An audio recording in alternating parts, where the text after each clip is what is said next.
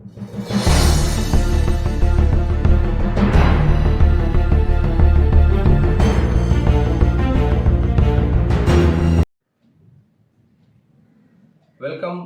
To my channel Vishwajeet research centre.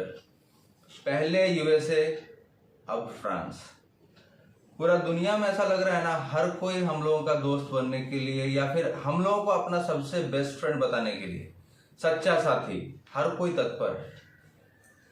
Everybody is running behind India to grab the friendship deal with trust.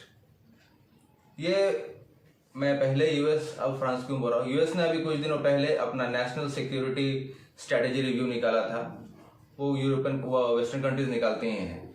ये 10 साल 12 साल के वो लोग का पूरा प्लान रहता है कि कैसे चलाना है।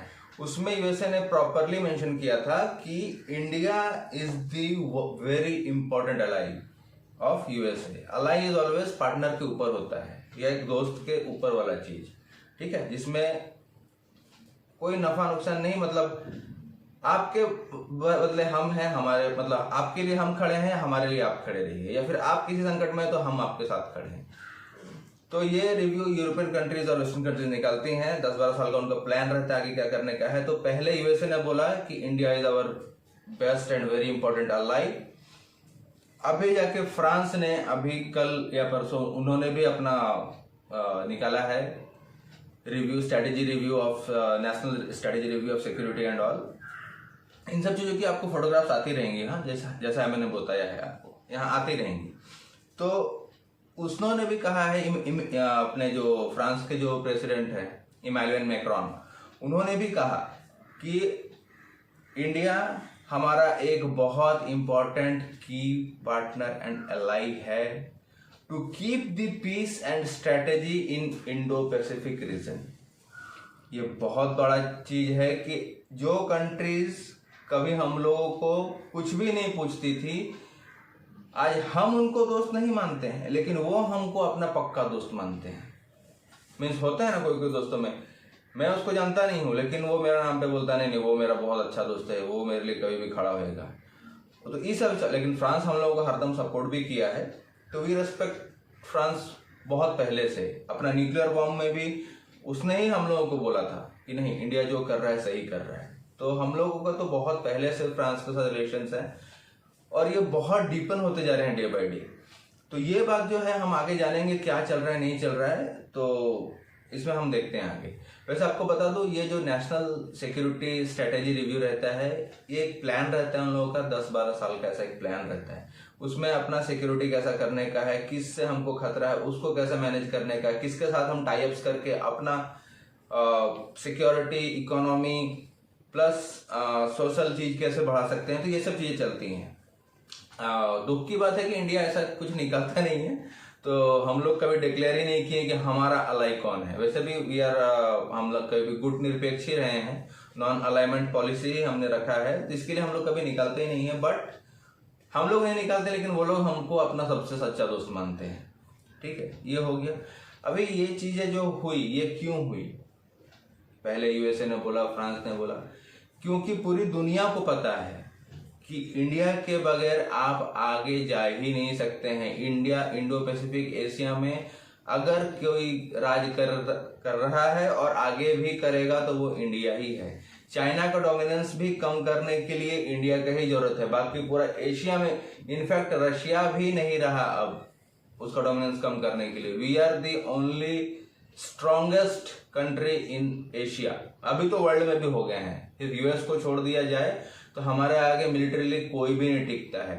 यूरोपियन कंट्रीज के पास हर चीज पहले से था, इसके लिए वो हर एक चीज मतलब बना बनाया घर में मैं कैसे बोला, आप सजा सकते हैं। लेकिन हम लोग जो भी कर रहे हैं बेस से कर रहे हैं, और बेस से करके हम लोग बहुत ऊपर तक आ चुके हैं। तो ये बात है। अभी इसमें इमैनुअल मैक्रोन ने बोला क्या क्या चीज। इमैनुअल मैक्रोन ने पहले तो बोला कि इंडो पैसिफिक में अगर हमारा स्ट्रेटेजी को स्ट्रांग रखना है, हमको भारत के साथ मिलना ही पड़ेगा। बिना भारत के साथ मिले आप नहीं बढ़ सकते हैं आगे, ये उन्होंने क्लियरली कह दिया। और पहला बात उन्होंने कहा कि न्यूक्लियर बॉम्ब्स बहुत जरूरी है for the safe of the country, for deterrence. अगर आपका प्रभुत्व आपको दिखाना है तो न्यूक्लियर बॉम्ब्स बहुत जरूरी हैं, क्योंकि यूक्रेन रशिया वार से कुछ सीखा फ्रांस ने एक चीज सीख लिया, कोई मदद करने नहीं आता है, आपको खुद को स्ट्रांग रखना पड़ता है, ये चीज है। और ये जो स्ट्रेटेजी है ये मैं बता दूं, ये फ्रांस का अभी चालू नहीं होगा, ये 2024 से लेकर 2030 तक का प्लान है, 2030 तक का ये प्लान है इनका, ठीक है। तो पहला चीज उन्होंने बोला, nuclear bomb is very much required for existence of any country from dominators, या फिर जो इंट्रूडर्स रहते हैं, दूसरा देश का हमें वॉर का रोकने के लिए, for piece nuclear bomb is the best medicine. दूसरा उन्होंने कहा कि हम अपने आप को एक वॉर टाइम इकोनॉमी बनाना चाहते हैं एज इंडिया। इंडिया कभी भी, इंडिया का नाम इतना क्यों लिया जाता है और वो लोग हमसे ही सीख रहे हैं अभी, उन्होंने भी ये बोला, we want to be a war time economy, मतलब वॉर कभी भी हो सकता है। और वॉर टाइम इकोनॉमी करने के लिए वो लोग अपना डिफेंस बजट भी बढ़ाने वाले हैं, 3 बिलियन का उन्होंने घोषणा भी कर दिया, 3 बिलियन बढ़ जाएगा। और दूसरा चीज, वॉर टाइम इकोनॉमी में अपना ही चीज अगर हम बनाएंगे, मतलब हमारा, मैं प्राइवेट बूस्ट ज्यादा करना चाहूंगा डिफेंस को, कि हमारा अगर वॉर हो गया किसी से, क्योंकि अब ये पहले मैप देखिए, पूरा यूरोपियन यूनियन काफी बड़ा बॉर्डर शेयर करता है विथ यूक्रेन एंड रशिया, ठीक है। अभी पूरा यूरोपियन यूनियन में right now is the strongest country France, और पूरा यूरोप में एक ही कंट्री है, पूरा यूरोपियन यूनियन में एक ही कंट्री है जिसके पास न्यूक्लियर बॉम्ब है, वो है फ्रांस। एक क्वेश्चन आप लोग पूछेंगे कि इंग्लैंड भी तो है, इंग्लैंड था। हर चीज का प्रूफ के साथ आपको फोटोज आते रहेंगे, मैं हर बार बोला हूं, तो वीडियो स्किप बिल्कुल मत कीजिएगा, आपको प्रूफ के साथ हर चीज मिलेगा। ब्रेक्जिट करके एक न्यूज आया था जिसमें इंग्लैंड ने यूरोपियन यूनियन से बाहर हो गया था 2020, और 1 जनवरी 2021 से यूरोपियन यूनियन का रूल्स उसके ऊपर से खत्म हो गया। 31 दिसंबर 2020 तक ही वो यूरोपियन यूनियन में था, अभी वो बाहर हो गया है। तो the only nuclear powered country in European union is France, और फ्रांस ने बोला भी है कि मैं न्यूक्लियर हेड्स अपना बढ़ाएगा कि मैं पूरा यूरोपियन यूनियन का रक्षा कर सकूं, क्योंकि we don't know when Russia will attack, उसका एग्रेशन कहां बढ़ेगा, ठीक है। तो ये हो गया उनका न्यूक्लियर बम का। वॉर टाइम अपना जो वॉर टाइम इकोनॉमी का मैं बोल रहा था, वॉर टाइम इकोनॉमी में उन्होंने बोला है कि आत्मनिर्भर जैसे इंडिया बना है वैसे ही हमको हर जगह से बनना पड़ेगा, प्लस प्राइवेटाइजेशन, क्योंकि हम इनको बढ़ावा देंगे तो यही रहेंगे वॉर के टाइम में जिनसे हमको सप्लाईज मिलती रहेंगी, ठीक है। ये 2 पॉइंट्स हो गए मेजर। थर्ड मेजर पॉइंट हो गया, फ्रांस ने जो कहा है कि हम अपना बजट बढ़ा देंगे। ये सिप्री का रिपोर्ट भी देखिए, फ्रांस पहला 53 बिलियन में था, ये एक्चुअली 2015-14 का रिपोर्ट है, तो अभी तक तब हम लोग का 77 दिखा रहा है, बट हम लोग का अभी $92 बिलियन का डिफेंस बजट है। फ्रांस का अभी कुछ 57-50 उतना ही है, लेकिन अभी वो उसमें बढ़ा रहा है। कोई बड़ा बात नहीं कि वो इंग्लैंड को, यूके को पीछे कर देगा, क्योंकि ऐसे भी इंग्लैंड की स्थिति आपका हिला हुआ ही है, तो और ये अपने आप को ध्यान भी दे रहा है और ये आगे भी बढ़ जाएगा वॉर टाइम सिक्योरिटी करके। थर्ड थिंग आपका उन्होंने जो कहा कि इंफॉर्मेशन सिक्योरिटी जो उन्होंने बोला है, ये एक काफी देश हैं जो मैनिपुलेट करते हैं अपना, जो भी आप डेटा देते हैं वर्ल्ड वाइड में पब्लिश करते हैं, वो मैनिपुलेशन करके करते हैं, खुद से बना के करते हैं। एक बीच में काफी एक सर्वे हुआ था यूएस में और फ्रांस में, और यूरोपियन यूनियन में भी, फ्रांस में भी हुआ था, इनफैक्ट रशिया ने भी किया था एक सर्वे कि चाइना मैक्सिमम जो भी चीज अपना देता है ना उसके ऊपर भरोसा नहीं कर सकते हैं। चाइना कुछ भी बता देता है अपने अमाउंट, कोई मिसाइल टेस्ट फेल भी हुआ तो बोलता है नहीं it can hit up to US. पैसा हमारे पास 10 रुपया, मैं बता दूंगा 10,000 रुपया, तो मेरा क्रेडिबिलिटी दूसरे के पास बढ़ जाता है ना। आदमी खुद से अगर किसी को पैसा वाला देख कर रेस्पेक्ट करता है तो भाई इसका बहुत पैसा रेस्पेक्ट करो, उसको थोड़ा ना पता कि मेरे पास 10 रुपया ही है, वो बता देता है मेरे पास 10 लाख रुपया है। तो मैनिपुलेशंस भी बहुत डेंजरस चीज होती हैं, इसके ऊपर भी सर्वे निकला था और मैक्सिमम इकोनॉमिस्ट ये बोलते हैं चाइना जो डिक्लेयर करता है अपना इकोनॉमी का जो पैसा है उसके पास वो है ही नहीं, उसका या तो 40 to 50% ही है, वो आधा से ज्यादा बढ़ा के बोलता है। ठीक है, ये चीजें बहुत कोई बता देता है कि हमने वॉर जीत लिया, मतलब इंफॉर्मेशन टेक्नोलॉजी में भी मैनिपुलेशंस के ऊपर बहुत बड़ा ध्यान दिया गया है। उससे दूसरे कंट्री में आक्रोश आ सकता है ना। अभी आपका किसी से झगड़ा है और वो मैनिपुलेट करके सामने वाला बता दिया कि अरे हमने तो उसका 50 आदमी को मार दिया, आपके कंट्री में डिमोरलाइज हो जाएगा ना कि अरे हमला के सैनिक लोग मर रहा है, वो लोग मर ही नहीं रहा है हमने। तो ये सब चीजों से भी बचने के लिए उन्होंने बहुत कुछ किया है, बोला गया इसके ऊपर। फोर्थ पार्ट पे आते हैं इसका। फोर्थ पार्ट पे उन्होंने बोला है डायरेक्टली, एक बात बताता चलूं कि चाइना का जितना इंडिया निंदा नहीं करता है ओपन फॉर्म्स में, फ्रांस निंदा करता है। फ्रांस खुल के निंदा करता है। उसने सीधा बोला हम लोगों को चाइना को यूरोप में घुसने से रोकना पड़ेगा।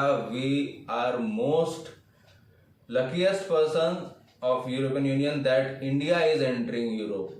अभी तक जो चाइना एंट्री किया था, आपको पता है हर जगह चाइना का वही रहता है, ये पोर्ट्स ले लो, अभी श्रीलंका का देखा, ये कर लो वो कर लो।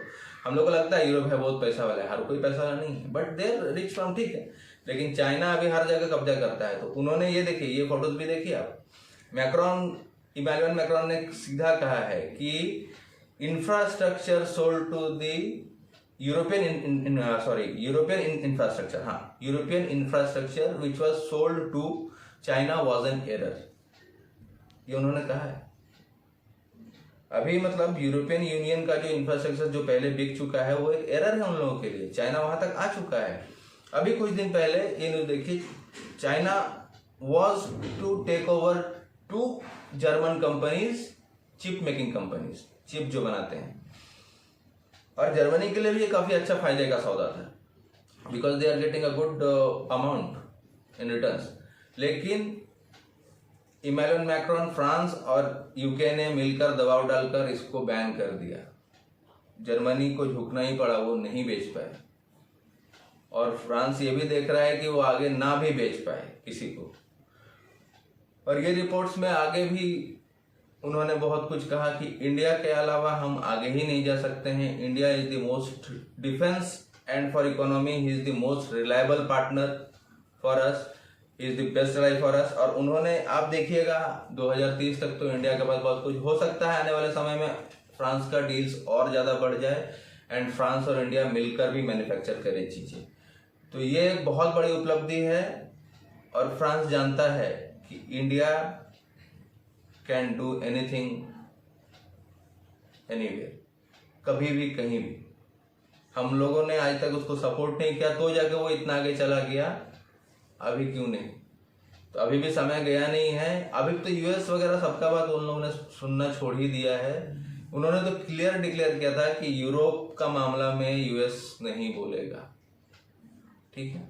तो ये था आज इनका नेशनल रिव्यू स्ट्रेटेजी का चीज। वीडियो अच्छा लगा है तो लाइक कीजिए, शेयर कीजिए, सब्सक्राइब कीजिए, चैनल को जरूर से जरूर देखिए। जय हिंद, वंदे मातरम।